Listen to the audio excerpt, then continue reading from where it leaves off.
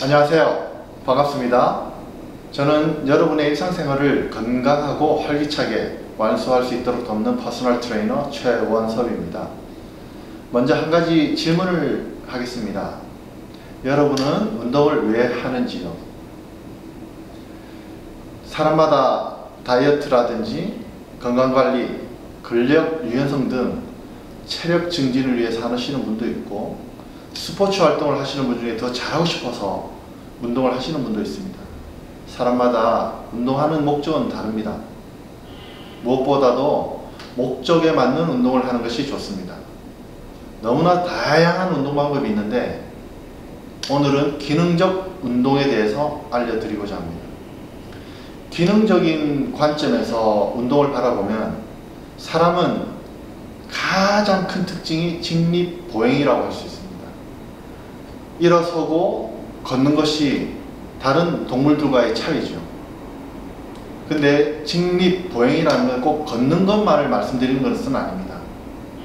일상생활이라든지 스포츠 활동 등 다양하고 활동적인 움직이고 살아가는 여러가지 행위들을 잘 할 수 있게 만드는 그러한 훈련이 기능적 운동이라고 정의할 수 있습니다. 예를 들면 스포츠를 좋아하는 사람은 그 스포츠를 더 잘하기 위해서 훈련이 필요하죠. 또는 우리가 화분을 든다든지 무거운 짐을 운반을 하거나 이동을 할 때 그럴 때도 운동이 필요하고요. 또는 아이를 키우는 엄마, 아이를 안거나 아이들과 또 놀아주거나 할 때도 다 이런 기능적 움직임이 있습니다.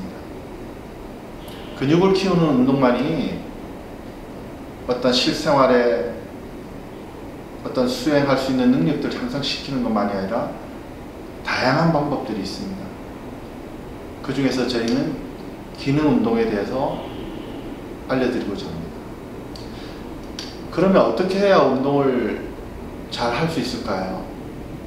기능적인 움직임, 그러한 어떤 운동은 패턴이 있습니다. 몇 가지 패턴을 익히면 중요한데요. 그 중에 가장 중요한 게 신체의 어떤 안정성이 우선 확보되어야 되고요. 그러한 안정성 위에 기능적 움직임이 잘 나올 수 있습니다. 그래서 우리가 많이 듣죠. 코어 운동을 해야 된다고. 우리 인체의 가장 중심이 되는 우리 몸통에 있는 이 코어의 근육들을 안정화시키는 것이 중요합니다. 단순히 한 가지가 아니라 서로 여러 가지 근육이 협응하는 것이 중요합니다. 코어는 인체의 기둥 역할을 하는 것이고요. 근육의 여러 근육 무리들을 지칭하는 말입니다. 통상 이제 몸통에 있다 보니까 그러한 몸통의 안정성이 확보되고, 그리고 이제 팔이라든지 다리라든지 이러한 것들이 안정적으로 잘 움직이고 그 역할을 잘하게 되는 겁니다. 보시면 알겠지만 우리 몸통에는 중심으로 팔이 붙고 다리가 붙죠.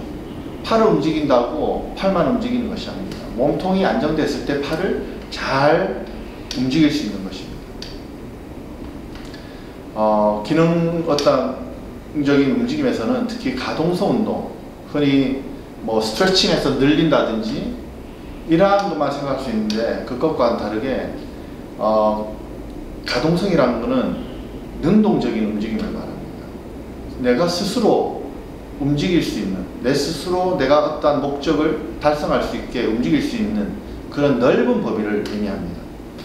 그래서 스트레칭은 어떤 근육 부위를, 어떻게 관절 부위를 좀 더 이완되게 한다든지 그러한 어떤 목적이라면은 우리의 어떤 능동적인 움직임을 어떤 기능적 움직임이라고 표현할 수 있겠습니다. 우리 인체는 움직임에 특히 관절들이 많죠. 이런 여러 가지 관절 가동 범위가 이렇게 제한이 생기거나 또는 정상적인 움직임을 하지 못할 때 그러한 어떤 보상작용으로 다른 또 근육들이 적용하게 되고 이러는데, 그러다 보면 부상 위험이 높아지고 또한 수행하는 능력들이 낮아질 수밖에 없습니다. 이러한 것들을 좀 개선하는 게 기능적 운동이고요. 향후 어떤 운동을 통해서 나중에 실습을 통해서도 많이 설명되겠지만, 우리 이런 몸통의 코어를 먼저 안정화시킨 다음에 팔을 움직이고 다리를 움직이고 또는 신체 전반적으로 다 같이 움직이는 그런 통합적 움직임들을 많이 소개해 드릴 것입니다. 두 번째 말씀드리고 싶은 것은 움직임 패턴 운동입니다. 특히 이 몸통의 코, 그리고 하지 또는 상지, 이러한 어떤 운동이 있는데요. 예를 들면은 스쿼트라든지 힙힌지, 이런 어떤 패턴들이 있습니다. 근데 운동을 이제 실습을 하면서 이런 거 하나씩 배우시게 되고요. 또는 뭐 상지 같으면은 이런 미는 운동도 있고 또 당기는 운동도 있고, 수평을 했죠. 이번 수직으로도 이렇게 미는 운동도 있고 또 이렇게 당기는 운동도 있고, 이러한 몸의 움직임의 패턴이 있습니다. 간단한 이러한 패턴을 숙지하시면 우리가 어떤 운동을 하더라도 훨씬 쉽게 이해할 수가 있게 됐습니다. 일반적으로 우리가 어떤 운동할 때는 체스트 프레스, 푸시업 하면 뭐 가슴 근육을 운동한다, 이런 표현을 많이 썼습니다. 이제는 그런 것보다는 어떤 미는 운동, 당기는 운동에 통합적으로 이해하시면 더 좀 쉽게 이해할 수 있고요. 우리 움직임은 어느 특정 근육 하나가 움직이는 것이 아닙니다. 여러 근육이 협응해서 안정된 상태에서 어떤 기능적 움직임이 나올 때 잘 할 수가 있는 것입니다. 세 번째 말씀드리고 싶은 것은, 사람은 움직이는 어떤 면이라는 게 있습니다. 가상의 면인데요. 주로 앞으로 뒤로 하듯이 전후를 움직임이 있고요. 또는 이렇게 좌우로 움직이는 좌우면 움직임이 있습니다. 또는 이렇게 회전을 하는 것도 있겠죠. 이렇게 해서 이런 세 가지 큰 움직임의 면이 있는데요. 이러한 것들이 복합적으로 잘 움직일 때 우리가 기능적으로 잘 움직일 수가 있는 것입니다. 사람은 움직여야 됩니다. 움직이지 않으면은 퇴화될 수밖에 없어요.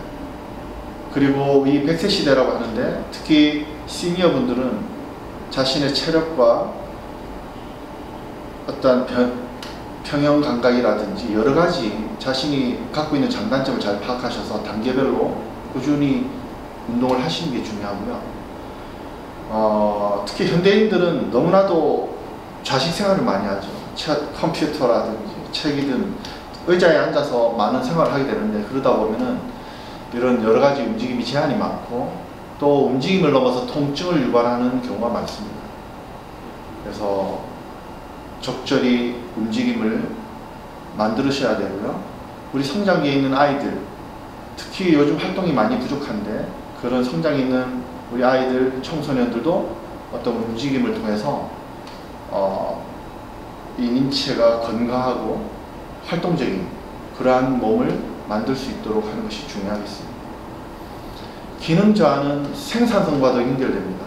기업에서 직장인들이 너무 자식 생활만 하고 책상에 앉아 있다 보면은 모든 기능이 저하되고, 이 기능 저하는 생산성 저하에도 영향을 미칩니다.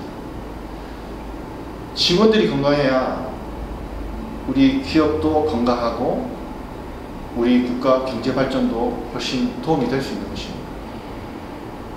건강한 삶을 위해서 저희들의 오랜 노하우를 알려드리겠습니다. 함께 열심히 운동을 해보겠습니다. 감사합니다.